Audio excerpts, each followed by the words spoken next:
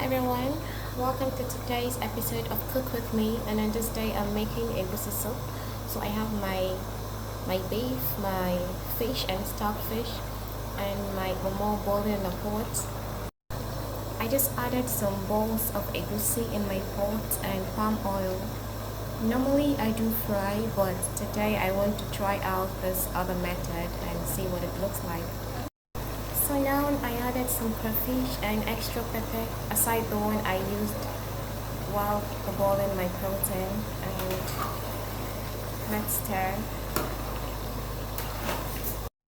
So now I added uziza leaf. It's not compulsory, it's preference, and I'll be adding ugu later.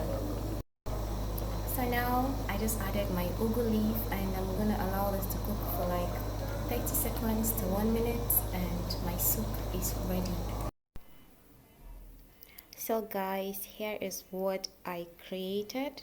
Like, comment and share for more, and don't forget to subscribe to my YouTube channel at egusi. See you guys in my next video. Bye.